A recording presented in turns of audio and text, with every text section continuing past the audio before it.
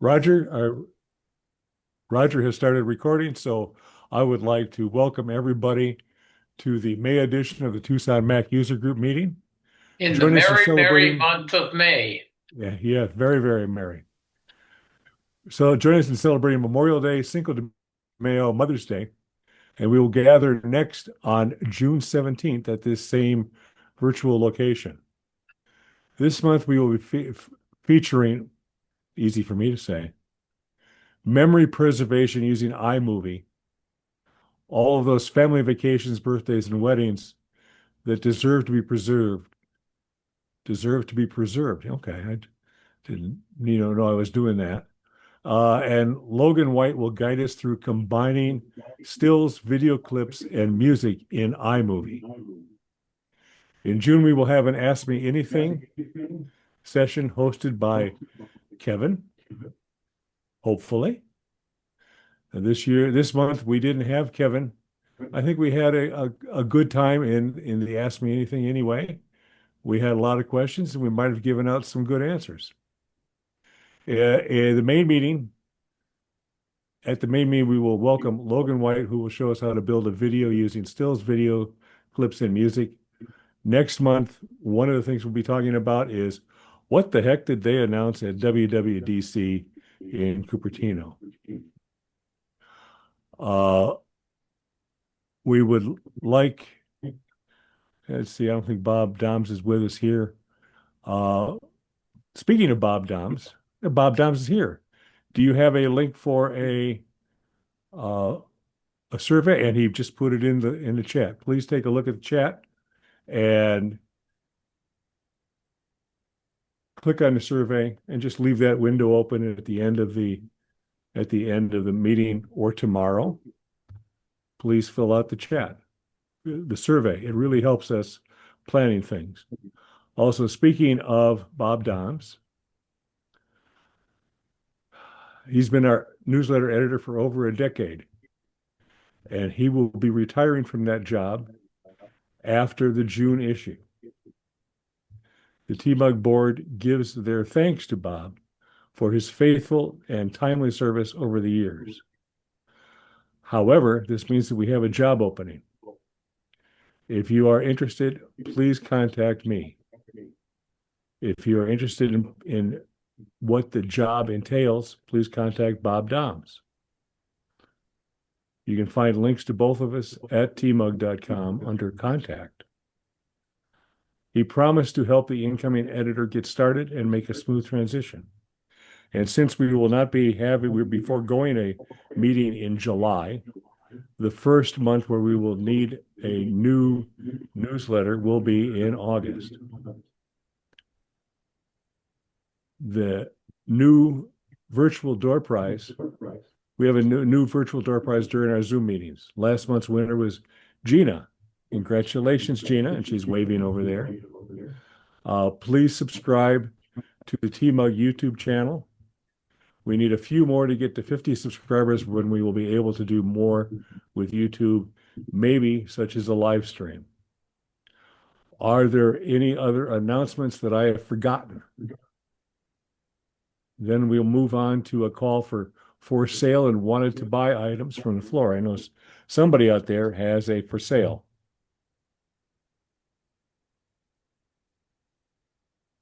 But I forget who. Probably Kevin. No. Kevin usually has something for sale, but during the Ask Me Anything, somebody said that they had something for That sale. was Jerry from Monterey. Jerry from Monterey. What do you got for sale, Jerry? I have a keyboard. I just got a new computer and I decided to add a black keyboard. And so I've got a white one that I want to get rid of. Basically just to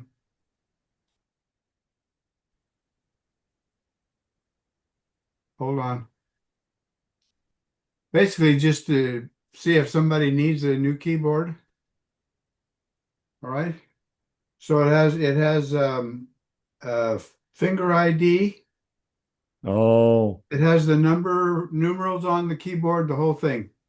if you have an M1 computer or better, and you don't have Touch ID on your keyboard, that is worth it. I have one that has Touch ID. I think I paid $150 to $180 for it, and I think The it's new worth the it. new black one cost me 179, I think. Okay. I don't know what this older one. So, My it's as far as I know, it's a good keyboard, and I'll give it to anybody that wants to give me a reasonable price and pay for the shipping. so Jerry, why don't you put your contact information in the chat, I can and do if that. anybody wants it, they can contact you. Okay, thank you, sir. And I have a green screen. I have a green screen stand or a background stand for photography that I paid $10 for. It's brand new, still in the box, never opened. It's about a $50 item on Amazon. I would like to get my $10 back and maybe $10 for TMUG.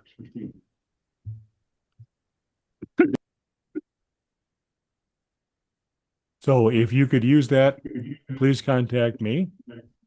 And are there any other for sales or wanted to buys?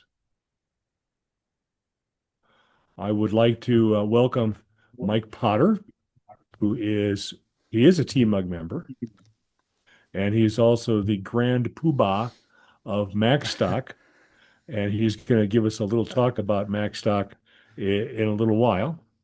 And so then we're going to move on to the tech update and security news with Ridge. Are you ready, Ridge? I'm ready.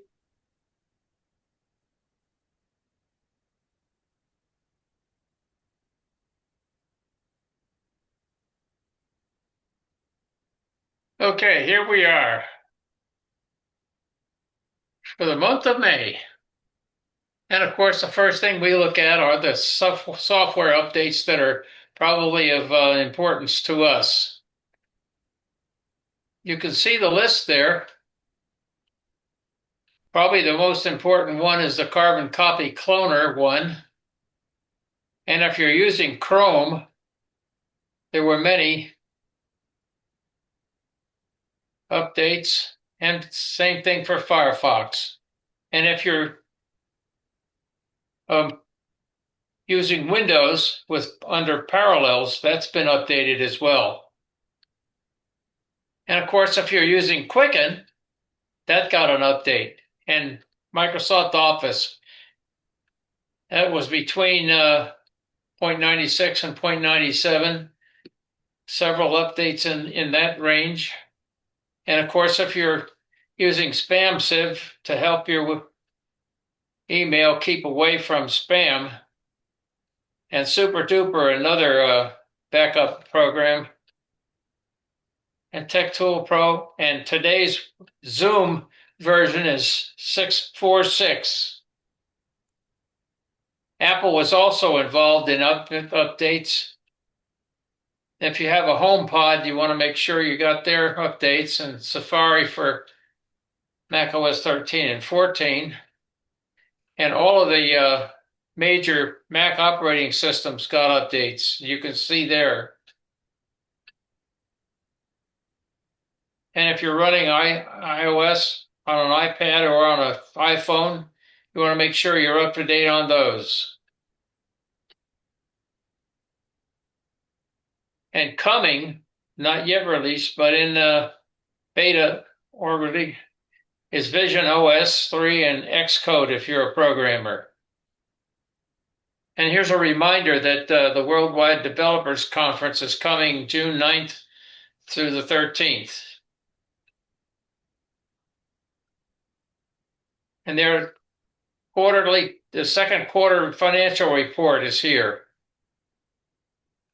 I think what the important thing is that everything was up over the last years. And they declared a dividend. And when asked, Tim Cook said that they're thinking that the raising tariffs are going to cost them $900 million in the third quarter. Wow, otherwise it might be just a few minutes here.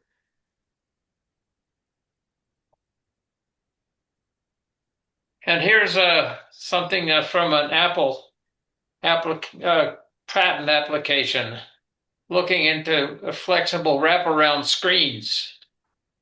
And in that patent application, they have the two pictures of the suggested designs for the wraparound screens.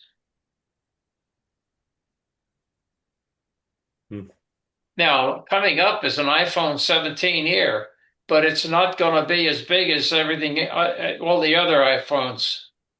As you can see from the pictures, the iPhone 17 Air is going to be kind of thin. And its battery is said to be 21% smaller than the one that's in the iPhone 16 now. But nobody knows if that's going to cut down the active life of the phone. But we'll have to see when they actually get the 17 in their hands. And as far as the rumors go, there's a rumor that the AirPods that are going to get infrared cameras maybe next year, and that MacBook Pros are going to get M5 chips later this year. And there's also folks are saying that Apple is already working on the M6 and M7 chips that they're going to put in future Macs. And then they're also talking about touchscreen Macs coming down the line, and a foldable iPad crossed with a touchscreen Mac maybe. And how about an OLED screen for MacBooks? And M4 chips for the MacBook Airs may be coming real soon. Now, Apple has once again claimed the top spot as the world's most valuable brand. A company called Kantar is estimating its worth at a staggering $1.29 trillion. In their 20th annual Brand Z report, Apple remained the most valuable brand for the fourth year running. And that was the picture that accompanied that online article, which you all know is Apple's spaceship location. And that's it for this part of my presentation. I will turn right now to securities items. And of course, Adobe had critical security fixes in those applications there. So if you're using any of them, make sure you get the latest updates. And Firefox had 28 fixes in between versions 137.2 through 138.04. And Office even had 28 fixes to all of the applications that you'll get when you buy Office in versions 0.96 through 0.97. And if you're using Chrome for Mac, there were only 7 fixes. And Apple had security fixes. They had a lot of security fixes. Sequoia, Sonoma, and Ventura, a bunch of fixes. So they caught up with their security problems in all of their applications, and you can see from the list. Now, to cybercrime, Google email is having a problem. Sometimes you get an email from Google that appears to be a legitimate security alert. But the advice is do not proceed, because scammers are taking advantage of vulnerabilities in Google's authentication protocols. They send phishing messages that appear to convince enough of you to steal your account credentials. And that bogus email that is sent to you is crafted to make it seem like a legitimate email from Google.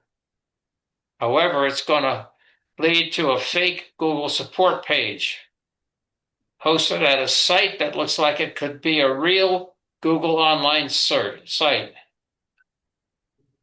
So you got to be careful about security alerts that seem to come from Google. And these phishing emails can be more difficult to catch when they originate from what looks like a real or closely recognizable email address, at least on the surface. Some of those addresses have misspellings, and that's a first giveaway of a scam. So think twice before engaging with any message that has a tone of urgency or evokes an emotional response, even if it looks real. So be careful out there. They're now the bad guys are focusing on a subtle trick that targets the small checkmark box that's labeled "I'm not a robot" that most people click without thinking. There's a widespread campaign now known as Mac Reaper that's compromised more than 2,800 legitimate websites and redirects visitors to an infection process designed specifically for Apple computers. And this bad guy campaign relies on your trusting signals, including convincing fake CAPTCHA, "I'm not a robot" boxes, along with a hidden clipboard code that ends with an installation of what's called Atomic macOS Stealer malware that harvests your data.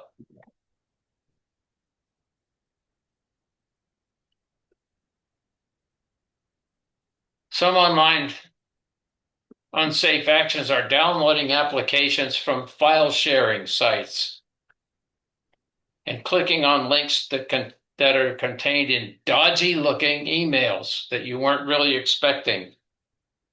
And Apple tries to help you from getting caught with their feature called Gatekeeper that activates whenever it sees you got an application it knows nothing about or has been written by a developer Apple knows nothing about. Then Apple is going to tell you that and ask if you really want to open it. And if you don't want that warning, you're going to have to go to the operation system security settings and change the allow applications setting to App Store and known developers. But you still want to open an application that has been tagged as from an unknown developer, you're going to have to go again to the security settings and locate the application in the section that says app name so-and-so was blocked from use because it was not identified, and then click the open anyway button. Take a moment to think about warnings and similar odd messages demanding credentials or payment details. So many of us, if we do that, should be able to avoid most online traps. And also, advice from Macworld Online is to protect yourself. Never open links in emails or texts you receive from unknown and unexpected sources, and always get your software and updates from known good locations like the Apple App Store and the developer's own website. And it's good to know that Apple has recently updated their anti-malware function XProtect for all of their supported versions of Mac operating system. And thanks for your attention. And of course, the overall moral of this part of the presentation is to stay safe. So adios. Thanks, Ridge. Stopping Thank you, Ridge. Appreciate all the work that you do to put that together for us each month. My pleasure. Now we're going to move over to Chris Wesselman. If Chris has had a chance to put something together for us for the accessibility minute or something else. Are you ready, Chris? I am, Bob. Thank you. Good Please go evening, ahead. all. So this is going to be a quick update on last month's. You may recall that last month we talked about Shift option and F12 or 11 or 10 or 11, excuse me. Well, actually 10, 11, or 12. So what these do is they do quarter increments on the sound control panel. So if you have sensitive hearing, you might enjoy that. What I found subsequently was if you skip the shift key and just hold down the option key and click on any one of the sound ones, whether it's mute or up or down, this is 10, F10, 11, and 12, that presto, up comes your sound uh, section of system settings. And the reason this is really helpful for any of us that use real microphones, say for podcasting and stuff, is that the input volume for the microphone is right there.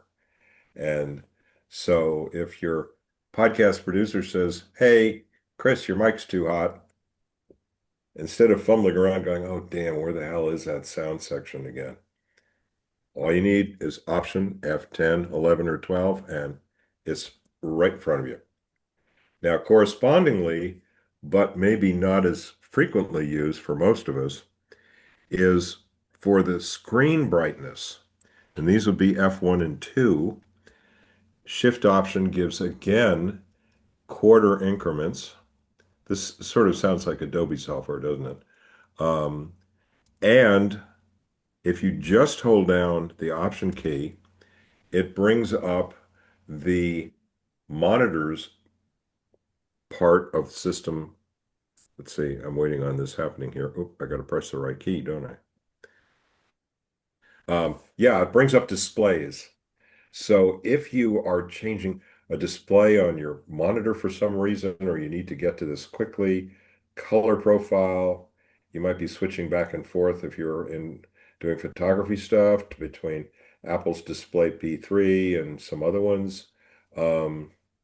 This is a very handy thing. Or your refresh rate. I'm trying to think of, well, if you were doing HDR stuff and you were turning that on and off, this would be a handy thing, but this is not as widely used probably as the microphone one. But so just thought I would share those with you tonight. And I do continue to solicit requests for future accessibility minutes. So let me know if anybody has any questions or suggestions. So back to you, Thank you, Bob. Chris. Thank you, Chris. Thanks, Chris. Appreciate it.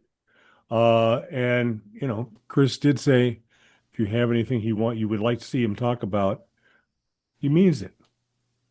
So I have been reminded to tell everybody that TMUG dues have changed. At this time, we are all in the midst of worrying about inflation and prices going up. TMUG dues have gone down. TMUG dues are now $25 a year instead of $30 a year, thanks to our treasurer and with the consent of the board and help. We have been very fiscally responsible, and we are able to offer a lower rate for the dues. Hopefully, we can keep them at that point, but they are available. So now I would like to welcome Mike Potter. There he is. I see him. And he is going to talk about Macstock. And that is a wonderful conference and expo taking place in suburban Chicago, and it will take place in July. I'm sure he'll tell us the dates. So, Mike, take it away. Thank you, Bob. One, thanks to Bob, but I also wanted to make sure I do not forget to mention a huge, huge thanks to Roger, who for the past couple years and for this year is going to be taking care of running the entire deck of equipment that we have at Macstock for not only presenting everything up on screen, but for eventually getting it out in the digital pass. So thank you, Roger. You do an amazing job at that every year, and I just wanted to say that in front of the entire TMUG group because it means a lot to me that you volunteer to do that every year. So thank you, My pleasure. thank you. And it's nice to see Kurt again. I see Melissa's name. I haven't seen Melissa's face, but I see Melissa's name, and so it's good to see her in there too. Bob asked me, hi, hey Melissa. Bob asked me to do a commercial, so you're going to get a little bit of a commercial, but I also have a story, a Macstock story, very brief Macstock story, not a long Macstock story. Bob knows I have long Macstock stories. I have a brief Macstock story that just came up today, so I want to mention that today too. And maybe a coupon code or two. So the commercial part, as Bob mentioned, Macstock's coming up in July. It is July 11th, 12th, and 13th. So it's coming up fast. It's under 60 days. It's 50 something days away. I should probably just let Bob and Roger and Melissa and Kurt tell you, but I think it's one of the best weekends of the year. I have a blast at it every year. If you're into Macs, if you're into iPhones, if you're into iPads, pretty much all things Apple. We've got this year for the first time really in 11 years, we've got 3 full days of awesome talks.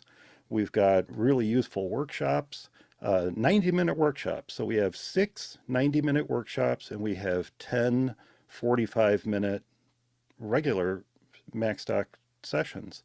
If you ask me, Macstock Weekend is one of the best chances all year to hang out with some of the nicest Apple fanatics on the planet, including a good number of you. And while you're there, you can take in talks. I've got the folks up here. You can take in talks from Brittany Smith and Kelly Gamont and Doc Rock and Dave Ginsburg and Allison Sheridan and Brett Terpstra and Jeff Gamet, among all of these, Kirsten Sia and Jill McKinley and Mike Schmitz, and I don't know if I'm repeating any, Marty Gensius.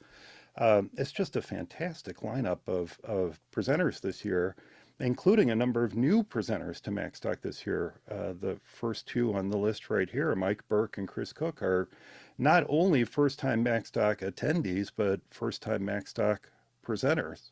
So I think that's pretty cool. And you can check all of them out on the Macstock website at macstockconference.com.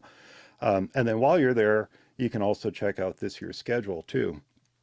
And this is going to lead into my story, because there are some fantastic sessions here.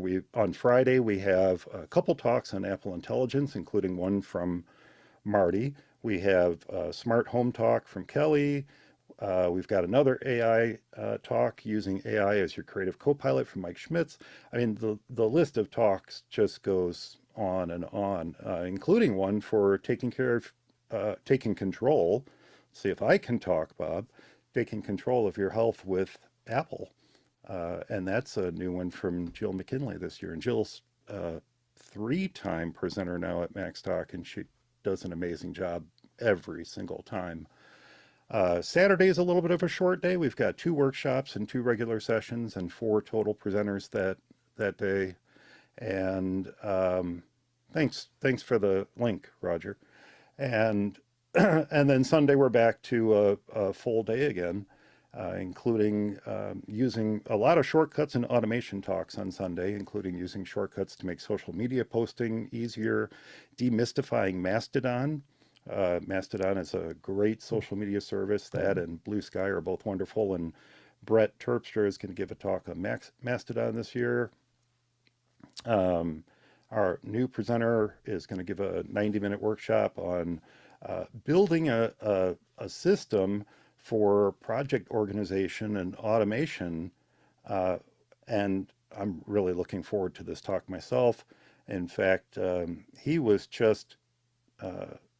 the most recent Road to Macstock video on Chuck Joyner's Mac Voices, just today. Macstock got released. So that's pretty cool. Another automation talk from Brian Flanagan Arthurs, a fellow Arizonian. And let's see, what else do we have here? Oh, this one. This is the one that my wife looked at and said, oh, I want to sit in on that one. And that's the Tech Tools for Smarter Travel from Marty Gensius and his son Will are going to be doing a co-presentation. And Allison Sheridan's going to wrap up the weekend with sharing your knowledge, which I thought was just the perfect way to wrap up the weekend at Macstock. But so that's kind of my sales pitch to you. I just think it's a absolutely wonderful lineup of talks this year. I'm really excited about all of them. And if you have not had a chance, follow that link that Roger put in the chat there for Macstock Conference or macstockconference.com or macstockconferenceandexpo.com and check out the schedule. Now, my story actually has to do with the schedule because one of my clients came by. She's a Mac user, all Apple gear in her pockets. But the reason she came by my office was because her son was having trouble with his Windows computer. And so I did the work on the Windows computer and got them back up and running and all that. And of course, I had to mention Macstock to her because I knew she was an Apple user and she had never been before. And she subscribed to the Macstock newsletter. This was when she dropped off to the computer. She subscribed to the Macstock newsletter. And when I mentioned the schedule in the last newsletter, she went and checked it out and looked it over. And then today she said, you know, I really do want to come out to Macstock, but I'm not really a very techie person. Do you think that I'm going to get much out of it? And I said, oh, yeah, that's exactly, you are exactly who Macstock is for.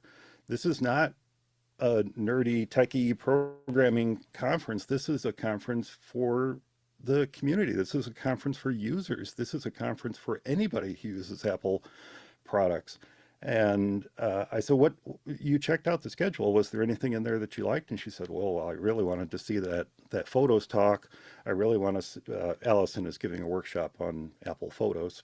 And I really wanted to see that talk on photos. A couple of the shortcut talks were really interesting to me because I know I've got shortcuts in my Mac, but I don't know how to use them.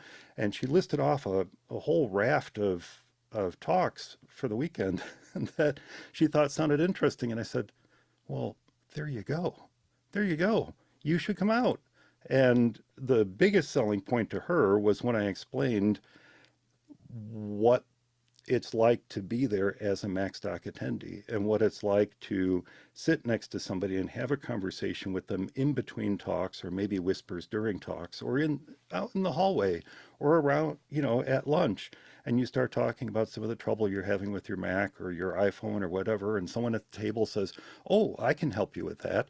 And suddenly you've got 3, 4, 5, 10 people gathered around a table. And we've seen that, all trying to help somebody solve a problem that they're having with their Apple gear. And I said, that's really where you're going to get the biggest benefit out of it. Not just the talks. The talks are amazing, but that community feeling of being at Macstock is really what's going to help you a lot. Because imagine, she's kind of an isolated Apple user with a son who uses Windows. But anyway, that was my story, and that just came up today, and I thought it was fun to share because she was concerned about coming out as somebody who's not super nerdy, not super techie, and actually getting something out of it. And I think by the time we were done talking, she said, "Yeah, I really want to make it out there." So there may be yet another new Macstock attendee for everyone to meet this July 11th, 12th, and 13th. And if you would like to come out and join us, it's going to be a great weekend. And I've got a couple TMUG coupon codes for you. The first one is TMUG 50. It's not case sensitive, but it's TMUG 50. And that saves you $50 on the 3-day weekend pass. But For those who can't make it out to the Chicago suburbs this summer, I have another coupon code for the brand new Macstock Digital Pass, which I mentioned Roger is going to be helping produce that. Um, and that code is TMUG20, and that's going to save you 20% on the new Macstock Digital Pass. So we would absolutely love to have you join us at Macstock. But if for some reason you can't, but you still want to catch all the talks, there's the Macstock Digital Pass, and you can use TMUG20.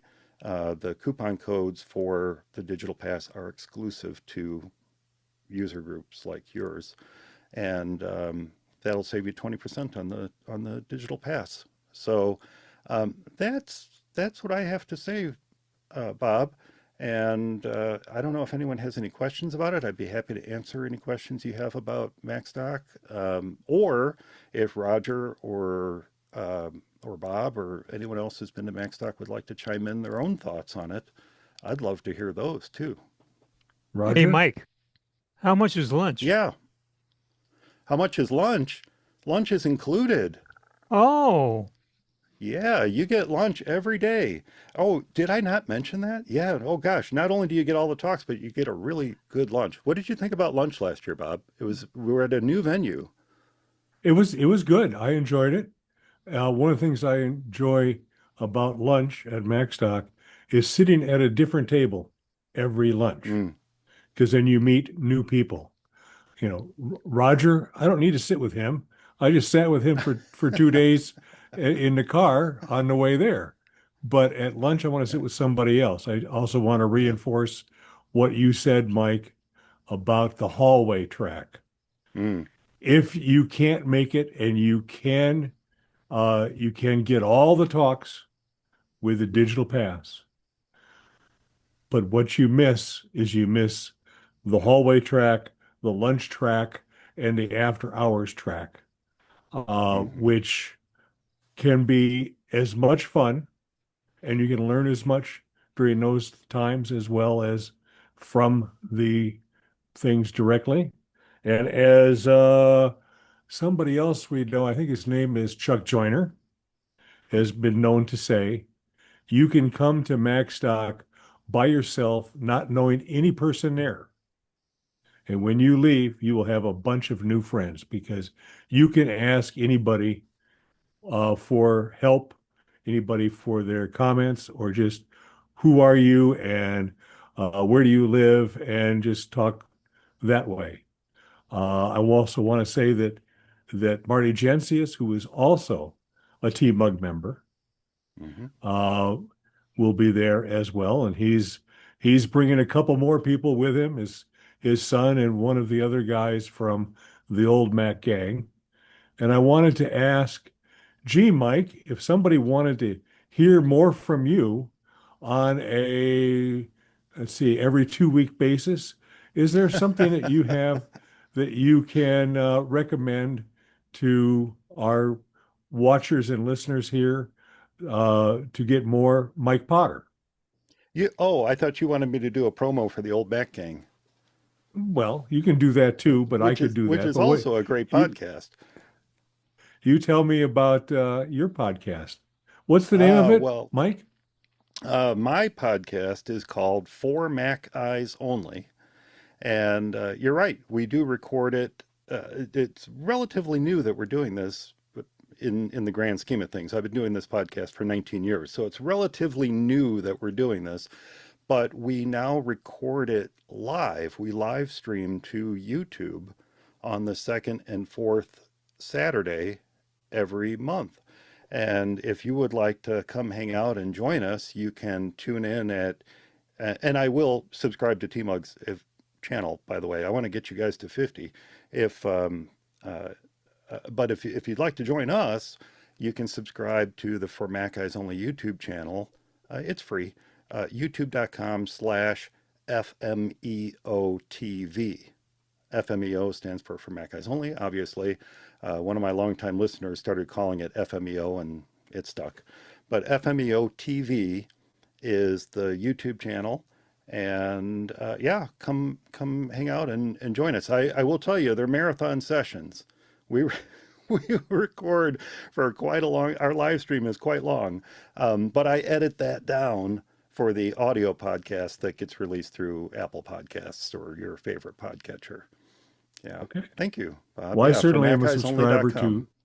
to FMEO, and I'm going to ask you to put a link to FMEO and the coupon codes into the chat, Sure, because absolutely. I do try to remember to save the chat at the end of the chat and ship it off to Susan, who condenses it and puts it in our user mail list and so forth.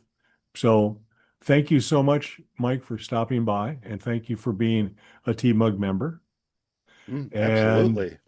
I hope that more of us will see you at Macstock, or at least listen to everybody on the recorded Macstock. Yeah. Can I add one more thing, Bob? Sure. One more thing. I promise it'll be quick. You mentioned the evening activities, and I did want to mention that Mac Geek Gab, Dave Hamilton and Adam Christensen and Pilot Pete, they're going to be there Saturday night, recording an episode of Mac Geek Gab live from Macstock. So they're going to be doing that Saturday night. And then Friday night, nobody else knows this yet. Friday night, good thing we're live streaming this, aren't we? So nobody else knows this yet. But Friday night, we're going to have a little meet and greet, a little mixer, a little dessert and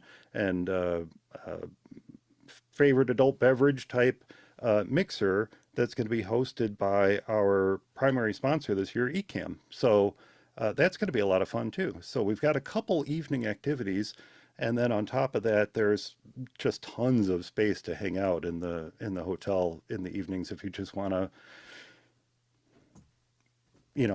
talk about Apple stuff or any other stuff that you want to talk about. I end up never talking about Apple stuff with people in the evenings. It's always something else.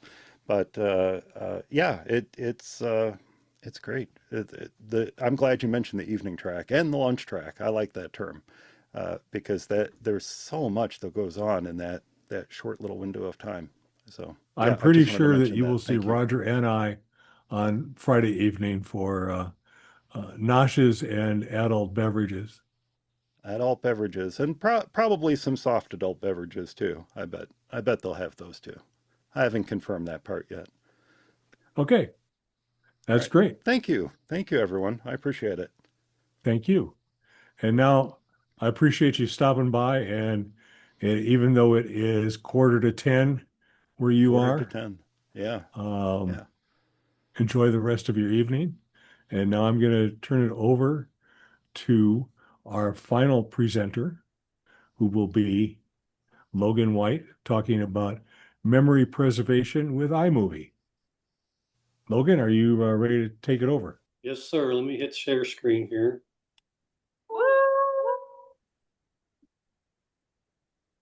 Okay. All right, so we should have our memories in photos. So I pulled up photos here, and hopefully you've got all kinds of events set up, and you're going to want to show some of the photos from one event, or maybe you want to put several events together. So you need to organize what you want to use. Logan, we're not seeing your screen. Aha. Okay. Let's see. Try again.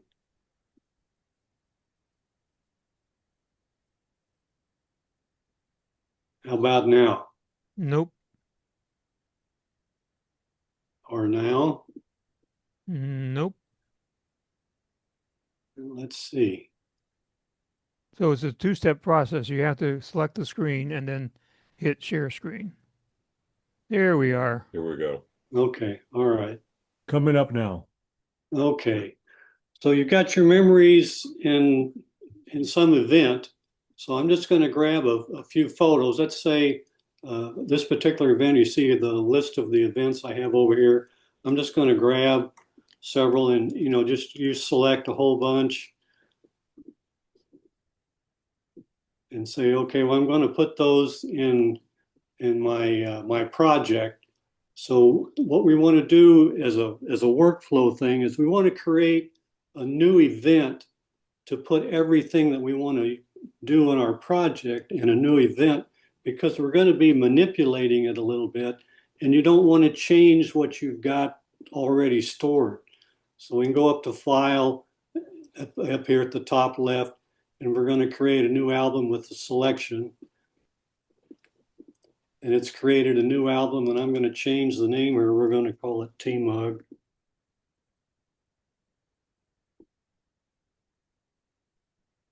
Now, so there's a few. Now let's say maybe there's another album that we want to pull some stuff out of. So you can go to another event and just select some more.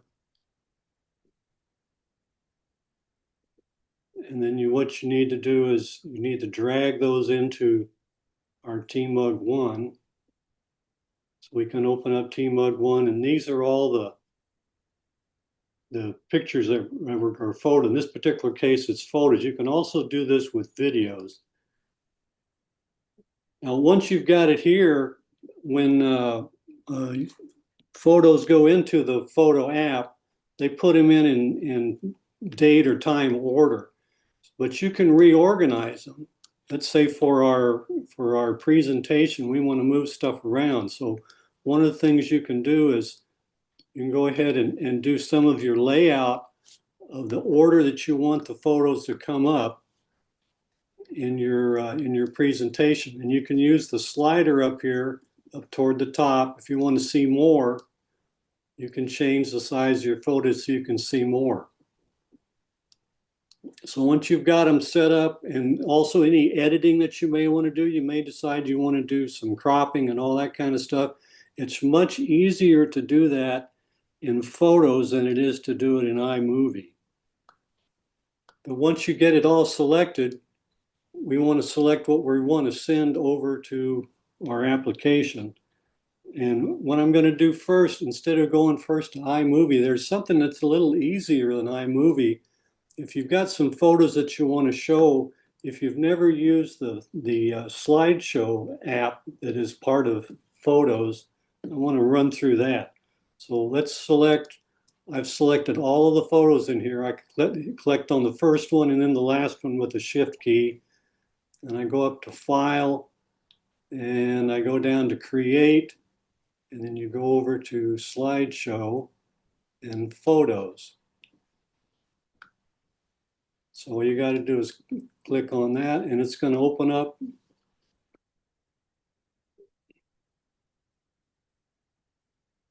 Okay, so here we've got a slideshow. Now you can just take it just the way that Apple has created it. Click on your play, and it's already added in some music. It's already got a transition in here, and it'll just go right through it. And you can hit your escape key to come out of that. Now, if you don't like the order, we already went through organizing stuff. If you've played it through a few times and you decide, well, I really don't like that, I want to move one of these photos, let's just pick this up. You just click on it and you drag it over to where you want it to go. So you can reorganize this stuff. Over here on the far right-hand side of the screen, you have a few options. What's easy about slideshow is that there aren't a whole lot of options. So it's pretty easy to put something together. They have what they call themes, and it's basically the way the photos are shown. Let's do sliding panels. So they show several pictures there. They have one called origami.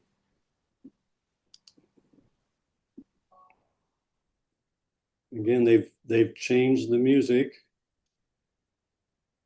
So it's basically just the way the photos are shown. So you hit escape to get out of it again. The Ken Burns, if you're not familiar with Ken Burns, it's like it's a camera panning a scene. And there is a bit of a problem in that in the slideshow app, you don't have any control over what the Ken Burns is showing. It's just panning around the photo. All right, some other options that we have. you can determine how long each photo is shown with the fast and slow slider. I've got it here pretty fast for the demo. You've got music, okay. Let me go to the music. In this case, there's music that Photos slideshow app has got available, but you can also collect other music. Any music that's on your music library. Let me turn that down. Can you turn the music off? Anything that's on the music library on your computer, you can select. And the way it's, if you got a lot of music on your library, it takes you a while to find something. But you can pick a music. Let me get down here. I'll just pick something.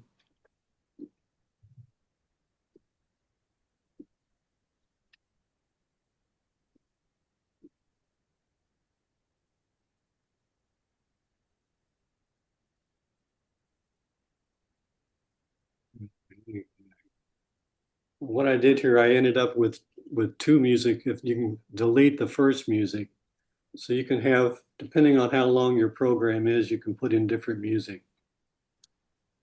Let me see what else we've got. Can we leave music out completely? You can leave music out completely. What I do, you just turn down the volume on your computer. There is a checkbox here that's pretty important. If you've got photos that don't really fit the typical screen size, it's a weird crop. If you don't have this scale photos to fit the screen, let me go to a weird photo. Here we go. Okay, this is a vertical photo. No, it's a portrait. Whoa, I just lost it. Hang on a sec here.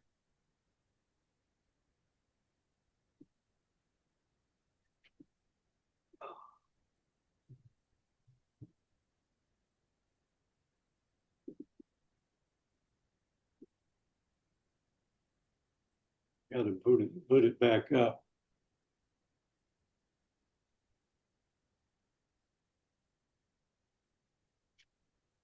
Okay. Sorry about that. Okay, let me go to the vertical photo, scale photo to fit screen. Okay, so this is a vertical photo. If you have scale photo to fit screen checked, this is what you see. If that's not checked, see, you're missing part of the photo.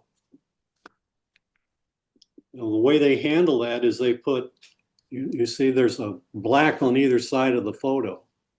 So when it's showing the photo on the screen, the sides of that particular photo are going to be black just based on the way I had cropped that photo. So let's see.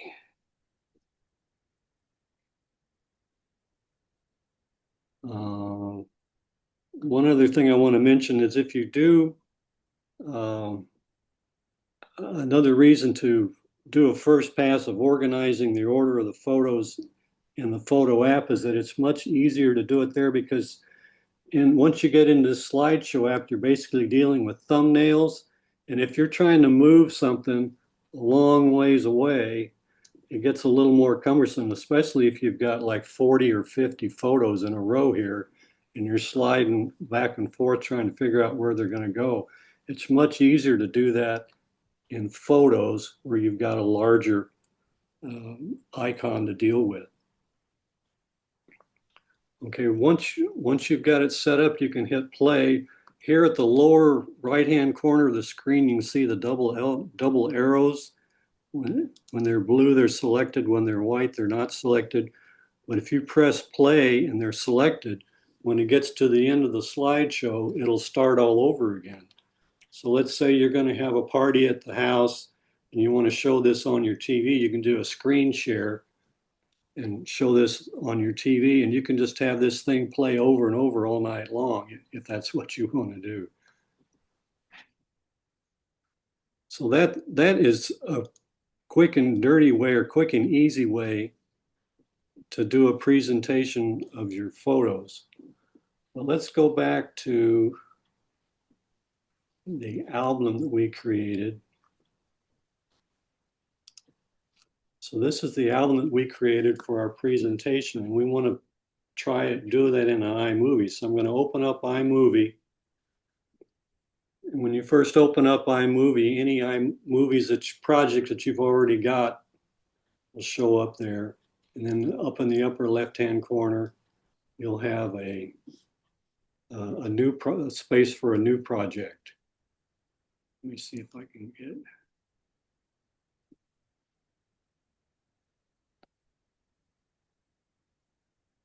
So we can create a new project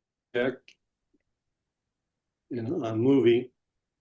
And the first thing you got to do is you need to get your media into the project. And there are several ways you can do that. Let me move these over. What I've done on my screen, I went ahead and just drug some photos onto my screen, but here they're real tiny thumbnails, and it's really kind of hard to see what they are. You can highlight those, and you can drag those right into the thing. You can create a folder. You can put some stuff in a folder, and you can drag that in. But here, the thumbnails are even smaller, and you've got, image numbers. It's kind of hard to figure out what's going on there. So again, if you've got, let's see if I can get it to move. Here we go. So you can select, again, I'm going to click on the first photo and then hit Shift and click on the last photo. And I can drag those in to, I say I can drag them in. Here we go. I can drag them into up here where it says Import Media. And for some reason, it only grabbed a few of them. Let me try it again.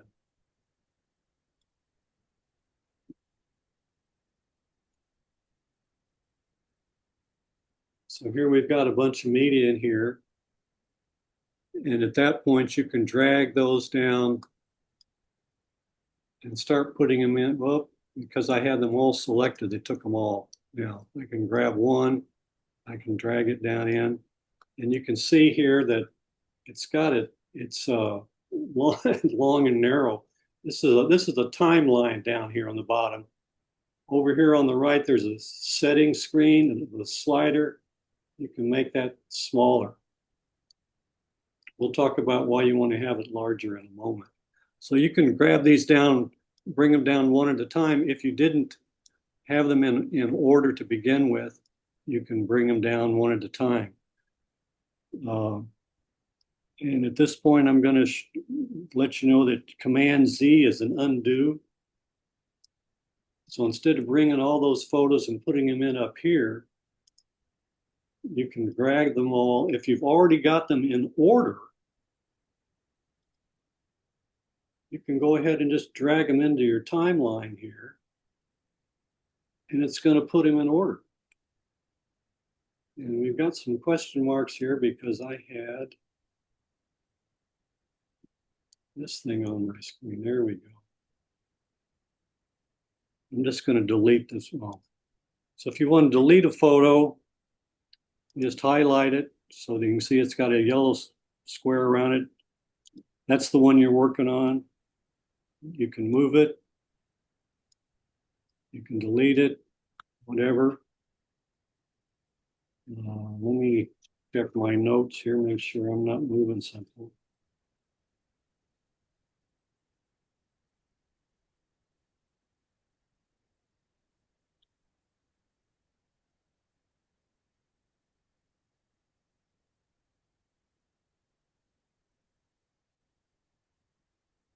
Okay, we're done with photos, so I'm going to get this all out of the way here and see if I can get that over there. There we go. Give us a little more room here.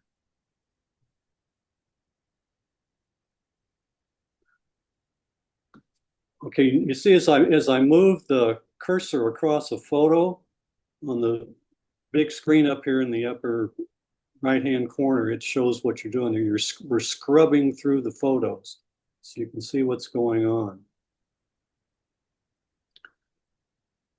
You can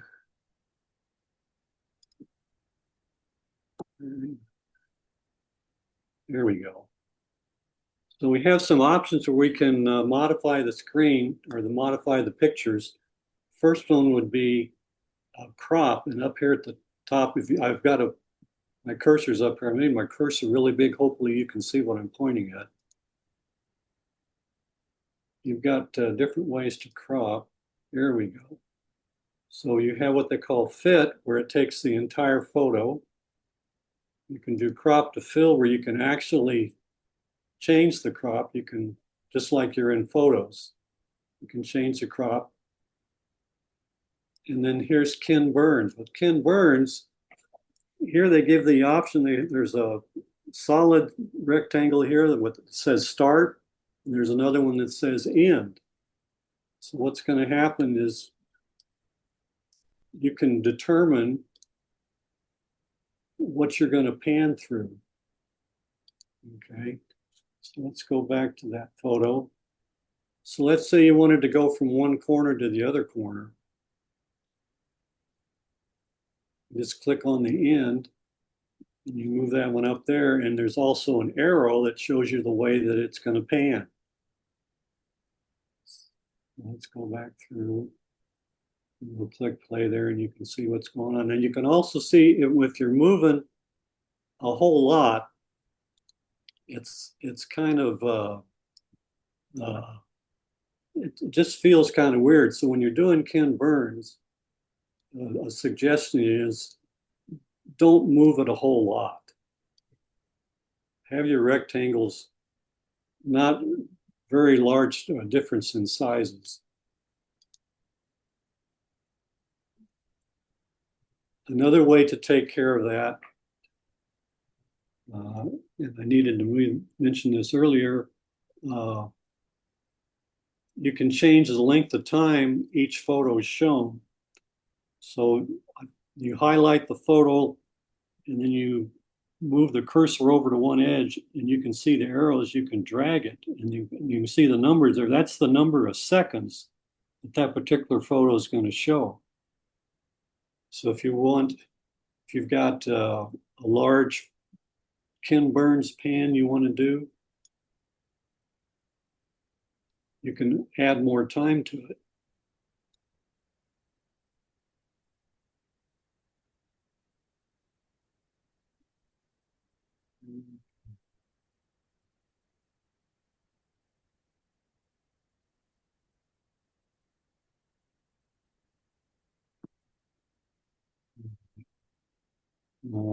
Let's see.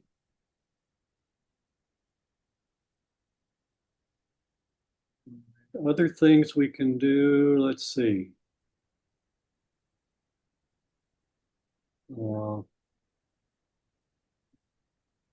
Up here in the upper left-hand corner, we've got a tile here that says titles.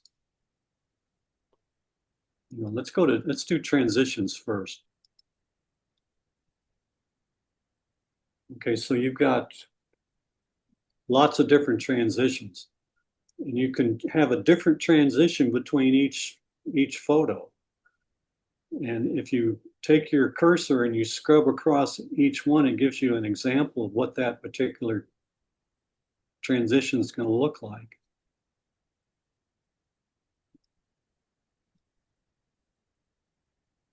And some of them are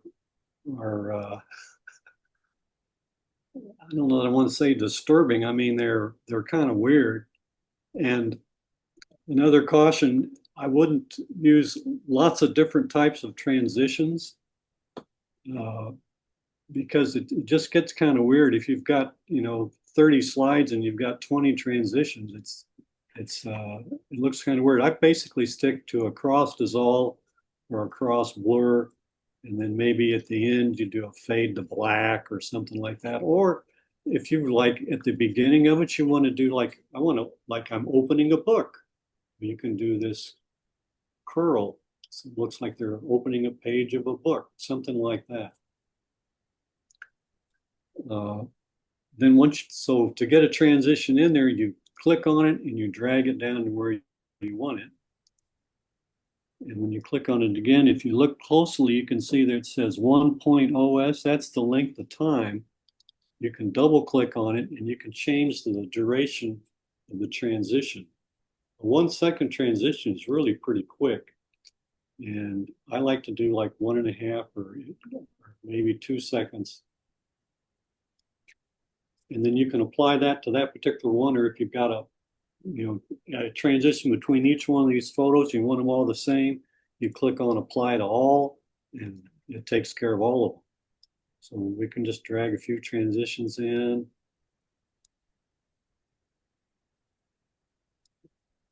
And let me just go ahead and play through those first few.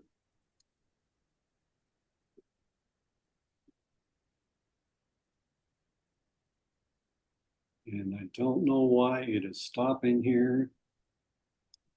Make it shorter.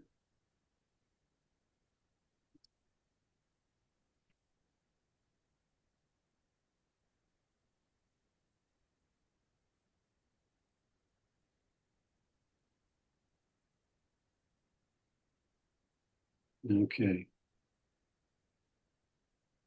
So that's transitions. You can also add music. You click on audio video. They have sound effects. Now, the first time you click on this, it has to load all the sound effects in. So it takes them a while to show up.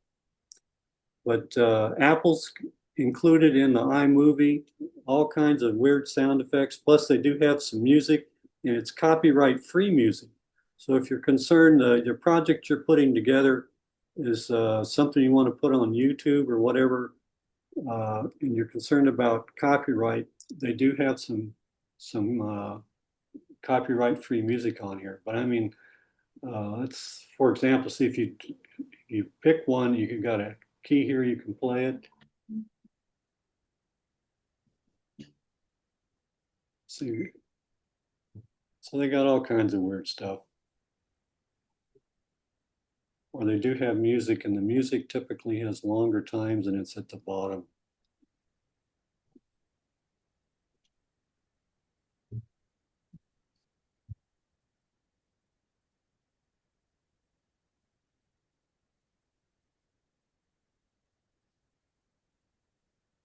A wide variety of stuff. So once you find something you want to use, you drag it. Hold on. Logan, are you able to sort them by the time and the genre? What you can do, well, you mean to help you pick one? Yeah, like can you click on the word time so that it puts the shortest ones at the top and the longest ones at the Yeah, bottom? I haven't been able to do that. If you click on the word time or genre in the header there, yeah, does that well, sort them? Oh, okay. I did That's what I was that. hoping. Well, let's see. Yeah, there you go. It's got a jingles. Jesus. So if you're looking for a sound effect versus a song, Yeah. you look for the lengthier ones, I suppose. Let's for the see. songs. I'm looking. Yeah, okay, yeah. They're at the bottom.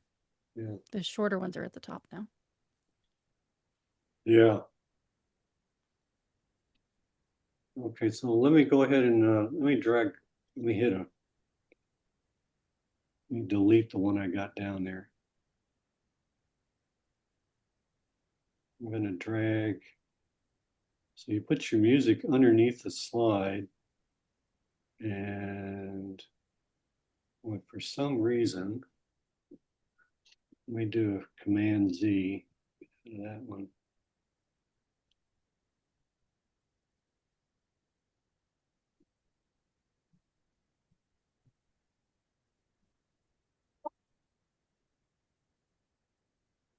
Here we go. Okay. So here's our music, and let's see if we can move it.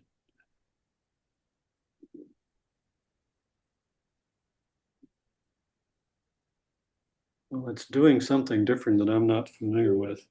Yeah, Command Z again. Command Z is great. With iMovie, it's kind of like a work of art. And you try something, and if you don't like it, you undo it and go back the other way. Um, but you can add. Uh, let's see. Okay, so you can add more music, and if we get to the end of our project here, well, this particular one, it ended up being the same. But let's say we wanted to end the music, you can drag it. You can change the length of time, or if you want the music to start, well, in this particular case, it's not starting when the program started. Let me delete a couple of slides. Okay.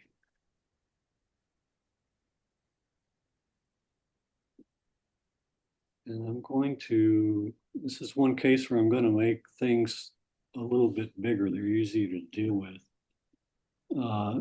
Here at the beginning, you can see we got double arrows. You can slide those up and down, and that's your volume. And if you're showing up a lot of yellow there, that means that you've got the volume up too high and it's clipping and it's distorting. Another place you can do volume, up here above the larger window with our presentation, is a speaker icon. You can click on the speaker icon, and here's a slider here for volume, and it's got a percentage.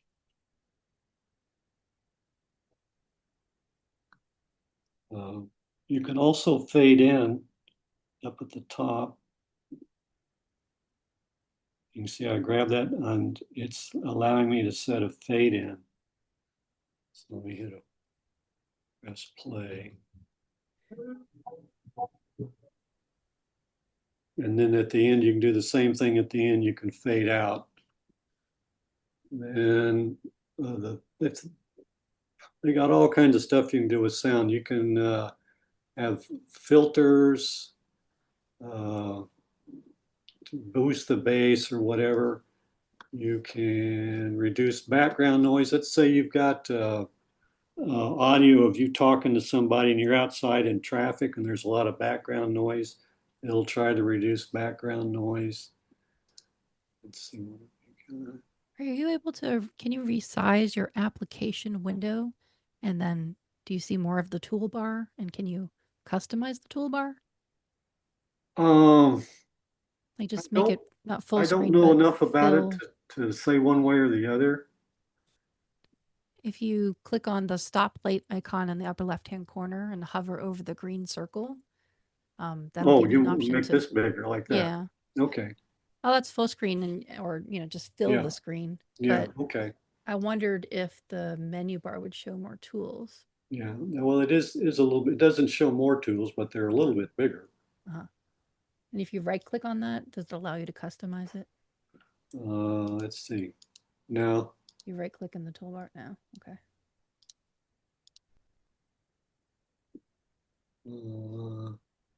and there are some more.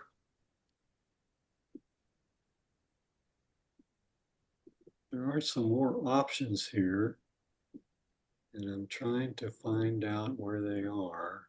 What about under the view menu in the menu bar? Is there Yeah. anything under there? Okay.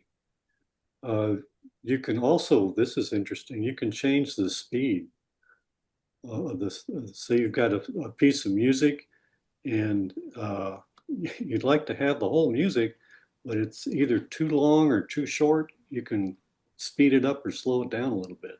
It's weird. Oh, you can make it go backwards too. Yeah. That's funny.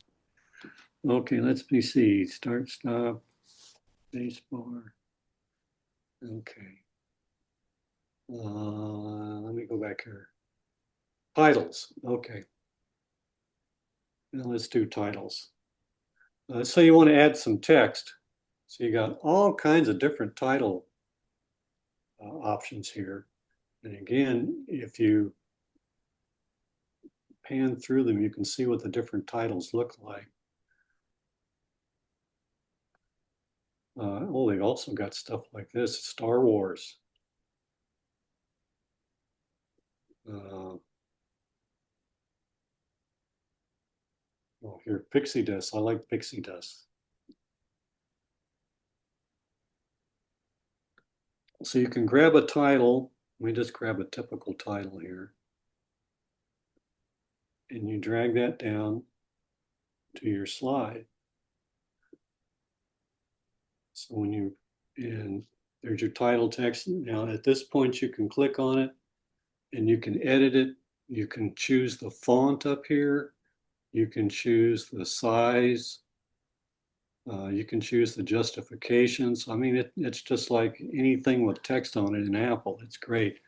And if you want to change when the title shows up, you can have so that the picture, when the slide plays, it starts out, there is no title, and then you scrub along and then the title comes up. I say the title comes up when you hit play.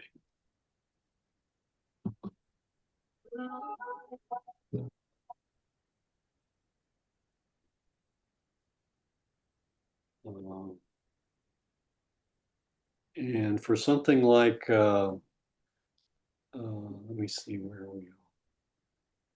Something like this title style, you can put a lot of text in there. So what you may need to do is your title may end up expanding over more than one photo, or let me see. Another thing that you can do is you can put your title, your text on a background. So they have several different background types here. Again, you can hover over them and it'll show you what they're like. You just want a black background, or here's one they call stars. But so let's say you wanted to start out your presentation with just a title. Actually, let's see. Titles.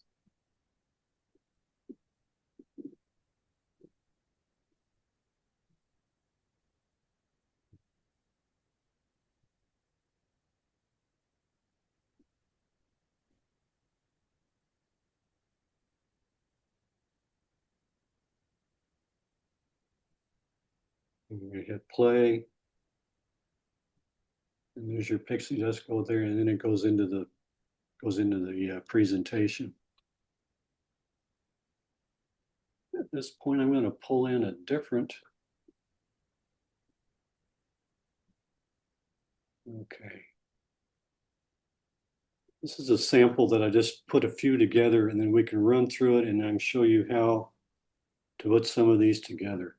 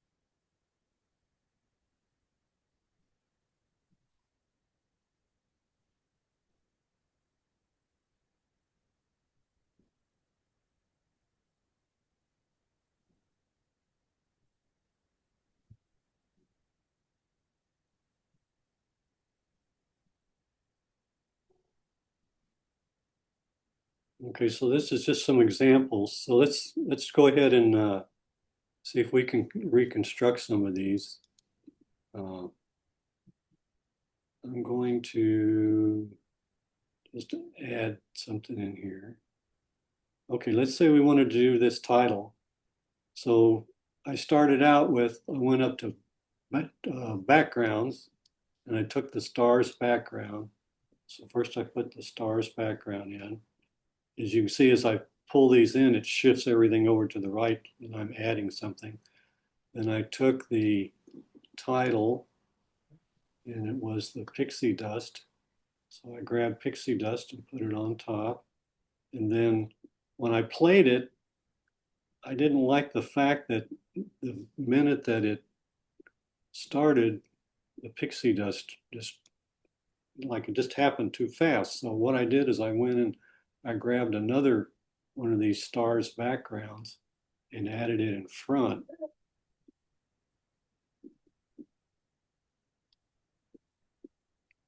And I made it real short.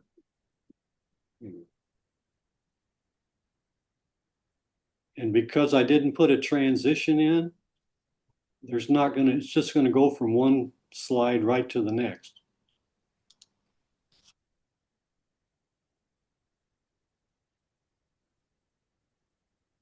And there's your title.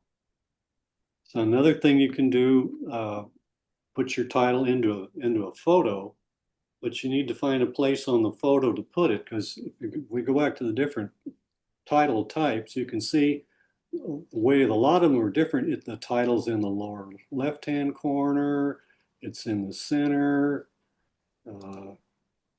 Sometimes it does a little bit of a reveal or a spin.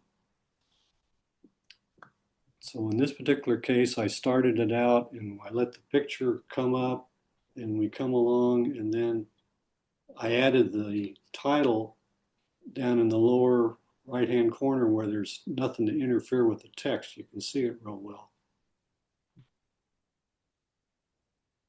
Then in this slide, let me show you what this picture looks like. Let me go back to this. Okay, this is a picture of a guy on a bike. You can barely see the guy because he's so tiny, because this is such a large area. So what I did is I put it on Ken Burns and I set it up so that it basically zooms in. So I start out with a real tiny beginning, and then the end, I do the whole picture. So when you hit play, and this is one of those, there's the Ken Burns is moving quite a bit. So to make it not quite so jarring, you can make the slide show longer.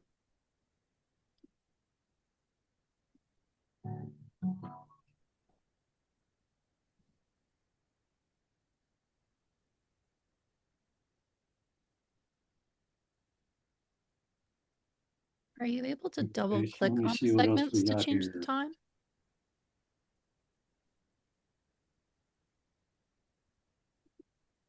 Okay, this is another one where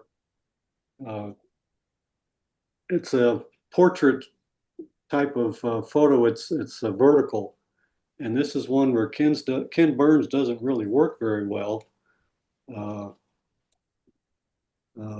let me. If you're trying to show the whole photo, it just doesn't work very well. But again, what you can do is you can have black show up on either side.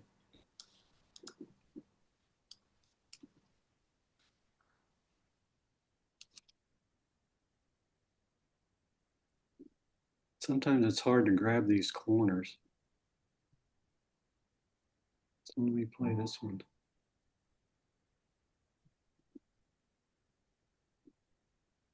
Let me make that one a little longer.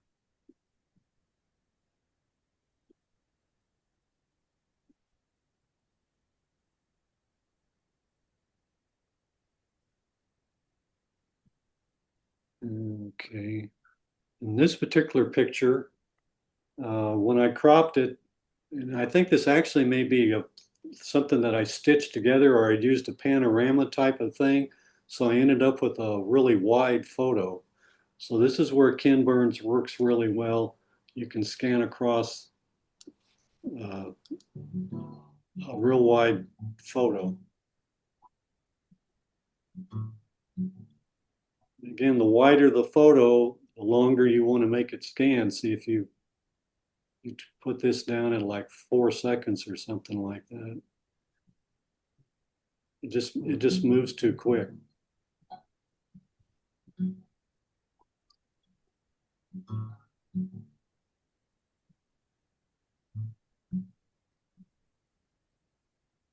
Okay, let's see. And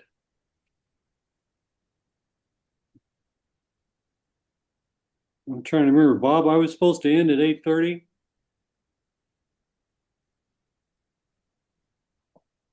Yeah, that would kind of be ideal. Okay.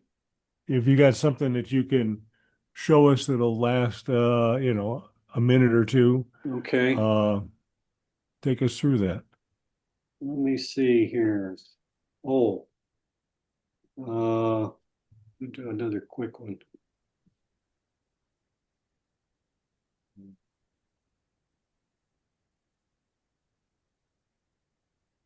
To double Okay, click on the there's one you can. segments. This is you can do the same thing with video. I mean, we were looking at photographs, but you can do the same thing with video.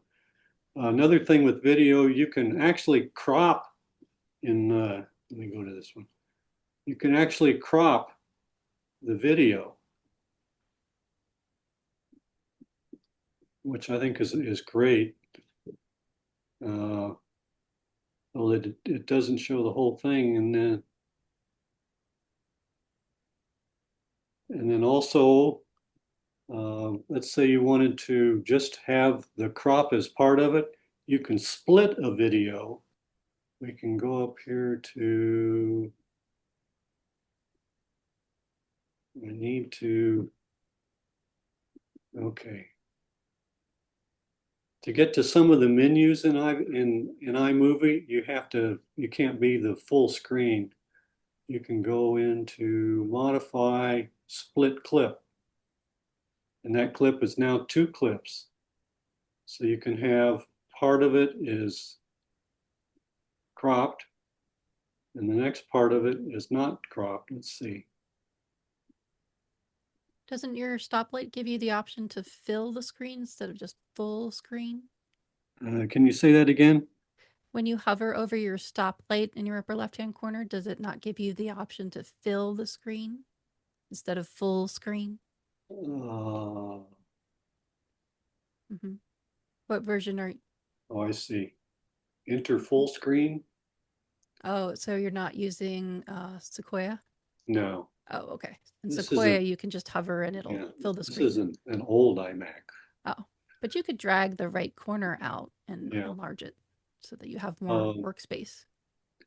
Let me show this real quick and then we'll go ahead and quit. Because I split this clip, I'm going to add a cross dissolve in it. So this is where I zoomed in on it, and then I did a cross dissolve and went back to the full size. All right. So, and you can do the same thing. We can add music to this. You can add titles to the top of it.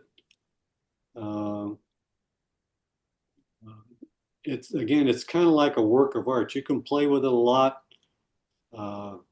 Just use undo. There's also an undo up here and edit. If you can't remember Command Z, you can do an undo.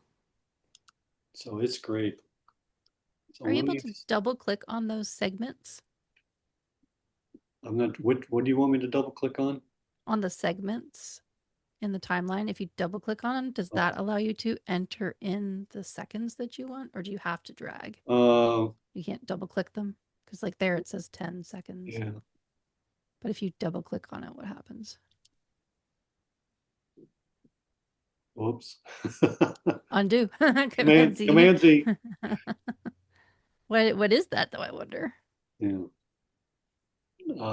It's pretty easy to oh, you can when dragging it, you can make it shorter. You can't make it longer than it is. I mean, it's a video clip. Yeah. But if you wanted to take a piece out of the middle of it, you could do the split clip in a couple of places and then piece it back together. So we've hit 8:30 and I'm going to stop share screen. And thank you all. I hope you got something out of it. Thank you. Thank you, Logan. Thank you. Appreciate it. There's a lot of good tips in there. Now we've reached the point that everybody's been waiting for, and that is the raffle winner, the special raffle. Last month's special raffle winner was Gina. So I'm going to call on her to pick the number or use her S lady to pick a number from between 1 and 32. 4. 4. Sorry, that was Ridge, and Ridge is not eligible. Okay. 9. 9 is Bill Kunze, and he is not won in the last 6 months. So Bill, if you're still here with us, I'll let you know that I'm going to send that off to you next tomorrow. And if you're not, it'll be a surprise. So, Bill Kunze, and he is the winner. Thank you very much. Does anybody have any questions for Logan or any of the other presenters? And I'm pretty sure that Bob Downs will put the link to oh, it says 3 new. He probably put it in there already. There it is, the link to the feedback form. Remember, we are looking, we have a help wanted sign out for a new newsletter editor. If you have any questions, let me know. Do you have any questions for Logan or anybody else here? Logan, thank you very much. Thank you. It reminds me, I got to get in there and play with that. You know, Yeah. those memories are important today, but they're going to be more important later on. Yeah. So please consider doing this. And remember, always back up. Yes. So, Thanks, good night, Logan. everybody. We'll see you next month. Bye-bye. Bye. I